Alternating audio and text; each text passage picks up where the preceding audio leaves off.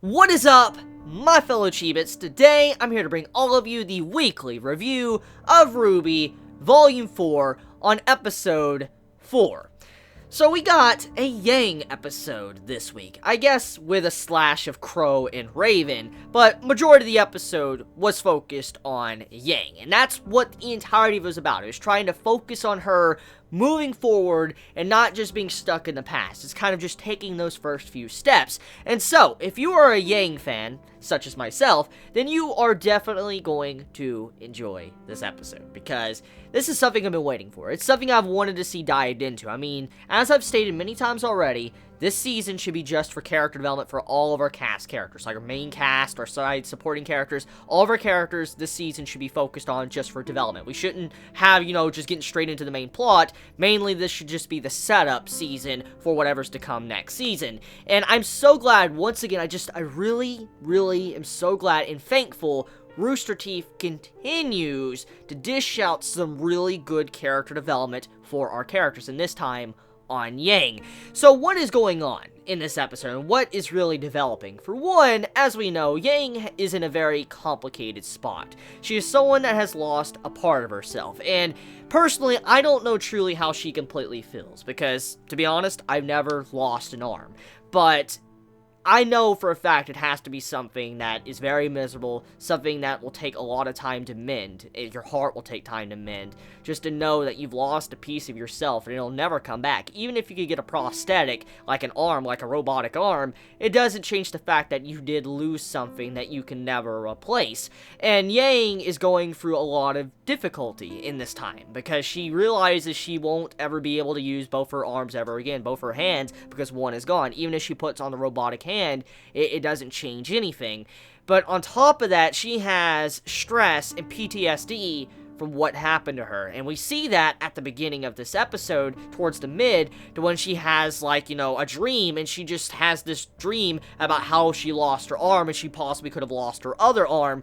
It was a very sad moment, but we do know from little interactions from her character that we've seen from Season 4, she does have PTSD. She has all this stress that's been building up, and it's just something that's not going to go away with the snap of your fingers. It just won't. It's not something that will. It takes a long time to heal something like that. Even if she seems fine on the surface in this episode, even though she's taking her first steps to kind of better herself and move past what has already happened, that doesn't mean that her stress or these demons she has in her closet that could pop out are completely eradicated. No, they will eventually pop up, and it's definitely probably not the last time we're going to see her issues and struggles throughout this season of RWBY. But even then, let's just say we do not see any more struggle from PTSD when it comes to Yang. It will pop up eventually, especially when she comes face to face with the person that did remove her arm. She will then probably go through PTSD. But at this time, though, what's going on in this episode is she decides to finally put on the arm.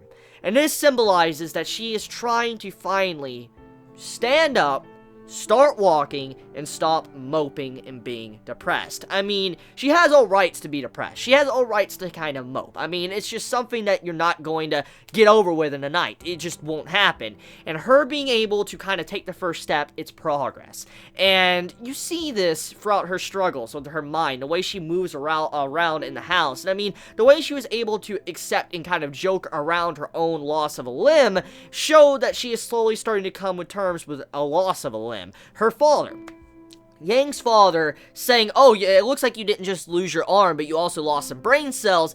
That moment, when I saw that in this episode, I know for a fact I'm not the only one that probably did this. When I saw that, my heart stopped. I was like, did he just say that? That's some really... That's some mean shit to say to someone, because after what we have seen from Yang's interaction, how us, the audience, have been seeing her, we know this bugs her a lot, and how, her father said that just, I froze. I'm like, yo, she's about to get really mad or upset or something. But then, she started joking around and laughing. And so what this meant was, actually it meant two different things. Number one is that she's at a point in time right now to where she is fine with talking about her wound, her, missing limb. She's fine with talking about that with other individuals. She's not going to shy away from it and act like it didn't happen. She says it happened, it was lost, she's never getting it back, and she is trying to come to terms with that. And when she's able to joke about something like that, that means you're finally at the point of acceptance. You're accepting what you have lost.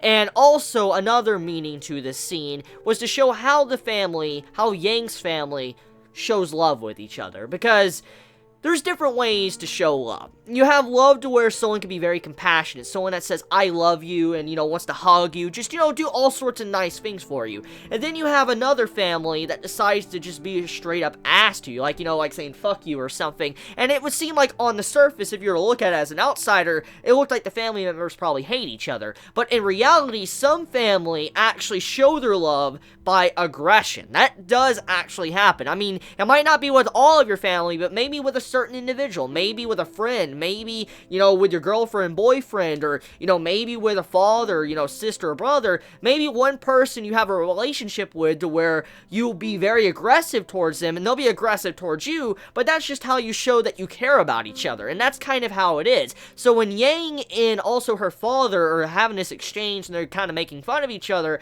it was to show how they show their love. That's how their family works. It wasn't that the father was being very, I guess, insensitive. He was actually trying to help out his daughter, but also that's how he shows his love. So very good writing from Rooster Teeth in that regard. I gotta give them compliments on that. They did a very good job with displaying two different meanings with that scene, just when it comes to family, but also how Yang has come to accept her loss of a limb. Now, besides that, moving into the next part, let's talk about the characters that we got to see, like Port and also Oobleck. I am so glad to see these two characters back in the episode. I missed Ryan, I missed Port, I missed these characters, I missed all of these characters, even Raven. I wanted to see more of her. I'm glad to see her. It just made me very happy to see some of these characters make a surprised appearance in this episode, and the dialogue between, Port, Ty, and Oobleck, it made me very happy to see, especially when they started talking about the story of how Qrow had a skirt on. I'm like, wait, what the fuck? Like, what? Like, this man had a freaking skirt on? It was a really enjoyable interaction between the characters. It adds life to the series. It's not something that overall holds a lot of weight to, the grand scheme of things, but it's something like this that really allows you to appreciate the characters, because as I've said in my other reviews throughout, different anime and manga I've reviewed, the best scenes are scenes that take time to show the characters out of the norm. For instance, normally, let's say if this was an action battle series, okay? Let's say there was no, real good development or any slice-of-life moments, okay? Let's just say RWBY focused entirely on battling, going out there, beating the shit out of each other, and that's about the entire point of the series. Well, scenes like this, scenes that just chill down, have really no big impact on everything going on, but it's just seeing these characters in a natural environment, what they would do if they're not just ready to go kick some ass. That's stuff I appreciate. It adds characterization and even slight development for some of these characters, because we get to see how they would act if they didn't have their battle gear ready.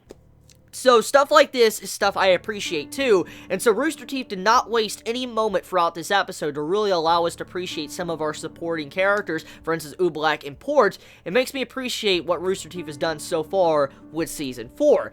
Now, the next part to talk about, let's talk about Raven and let's talk about Qrow's scene. So, Qrow, as we found out in this episode, he's been following RWBY's group and taking out a bunch of Grimm. And RWBY's like, I expected to find a lot of Grimm, maybe we're just lucky and all that, but Qrow's like, it's not luck. He's been going around, he's been taking out a bunch of different Grimm that's been following around RWBY, and he's just killing them. And so he's trying to watch over them and trying to protect them from Grimm attacks. And so that's kind of what his entire mission has been for however long it's been. We don't really know how long he's been doing it. I'm going to assume he's been doing it as long as, RWBY's been on her travel. So Qrow has had a very busy job. He's been keeping his distance to making sure RWBY doesn't know he's been following, but at the same time, though, he's been clearing out everything around him that could possibly be a threat.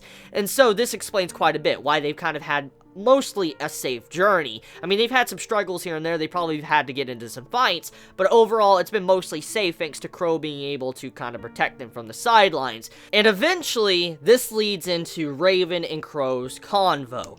So this convo has a lot of info in it. A lot of info and a lot of setup. Some stuff I still don't completely have a full picture on.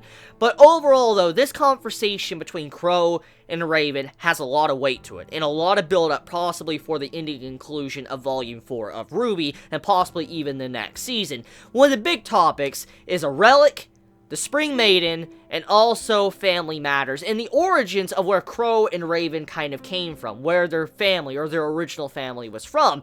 And so, Qrow and Raven, as we know, they're brother and sister, they grew up amongst bandits. And this is something that allows us to see some characterization for Qrow and how he is and why he fights like he does, but also why Raven acts like she does. We see this characterization between these two characters as that info is revealed, but then, going even further, we get some information that Raven, she's pretty powerful amongst her group, and she also is someone that is searching for something. She's searching for the relic. Now, if I had to assume anything, there's only two possibilities I'm assuming. Either A, we have yet to see the relic, whatever it is, or this relic that Raven is searching for has something to do with that farmer boy. Has something to do with that boy on the farm looking into the mirror and seeing his reflection. Something along the lines of that. I feel like those are the two possibilities of whatever the relic might, symbolize, whoever it's about. And also, we do know Ozpin is connected with the farm boy in some way, which I'll talk about in a moment. So, those are the two big pieces of, the combo, but also the stuff with Salem. Now, I could be misinterpreting this. Now, forgive me if I think differently, like, for instance, if I have false information or whatever, but judging by the way the dialogue was done, and there was a lot of, like, she, family, we, stuff like that going on throughout the, the combo, you can kind of speculate a lot from whatever was going on, and I came to the conclusion, now, like I said, this is just a theory, this doesn't mean this is exactly what this means, but I came to a theory that what if the we, to the family, to the connection to, Spring Maiden, maidens, all sorts of stuff, brother and sister, bandits, and even Salem was mentioned. I feel like they were trying to imply that Salem in some way is connected to Qrow and Raven, especially when it comes to their family. Maybe not in blood relation, but maybe a part of the bandit group or something like that, because the way the dialogue was, it can be implied in many different ways. And so, if I misinterpret this in any way, please forgive me, and, correct me in the comments below. I'm completely fine with that. Just saying, though, that's kind of how I interpret it. Maybe Salem is connected to Qrow and Raven in some way, when it comes to their origins, or maybe, she is some form of, blood relative of them. Whatever the case may be, though, the dialogue lets us know that Raven is definitely kind of a bitchy type character. She's someone that is not really a good mother, someone that you can't really respect. I mean, she's a badass. I love her design, don't get me wrong. I like her character, but she's someone that you can't really respect as a mother, and someone that's not really a good role model overall, and I mean, not even really giving a shit about Yang in the first place, even though she already lost an arm. So, yeah, I mean, Raven was everything I kind of expected to be, but this episode just kind of confirms that what type of character she is and what type of role she'll play throughout the series. Now, moving on to the next segment, let's talk about Ozpin and this farmer boy, Oscar. So, Oscar, in this, Ozpin situation. Okay, I'm going to assume, there's a couple things I'm assuming here. I'm either assuming that Ozpin is talking to Oscar, this farm boy, through the mirror from a great distance away. Or B, Ozpin is somehow inside of this farmer boy. Now, hear me out. We know about, the maidens. We know about the 4 different maidens. Summer, spring, fall, winter. We know about the maidens and how they pass on their legacy. We know also about the wizard that's connected to this story. What if there's a possibility that it's not just the maidens that pass on their power, but also the wizard too? What if there's more to the story than we know? For instance, what if Ozpin was the wizard and he passed on the title of wizard, and it's moving on into Oscar. For instance, it's, being inherited by this boy, and the reason why he's hearing Ozpin's voice is because, he's getting the new powers. He's getting that new mantle of the wizard, and that's probably what's going on there. Now, if not, there's another thing this could possibly mean. If it's still connected to the wizard, as we know, one of the big topics of discussion with the last, volume of RWBY was how Qrow would lose her entire being. For instance, she would not be the same person as she became the Fall Maiden. She would be someone completely different, and she would not be the person she probably once was. Her personality would completely shift and change. And this lets us know that there is a possibility that your personality will change if you accept this power. And so, there is a likely possibility that maybe Ozpin was saying that from personal experience, that when he, maybe if the wizard transfers to someone else, their personality that the body was originally in, the personality in the original body, changes to the actual wizard personality, and that's why the boy is hearing Ozpin's voice. Maybe that is what's going on there. Now, I could be wrong, but that's just me theory crafting right now, because it's kind of what it's looking like right now. Either Ozpin is talking from a very great distance away, this boy might be a relic, or A, or B, or whatever, C, B, whatever, this boy is now taking on the personality traits of the story of the Four Maidens, for instance, becoming the wizard. Something like that is definitely going down. So let me know your thoughts in the comments below. You all have a wonderful day or night wherever you live. Please be safe. Chibi out.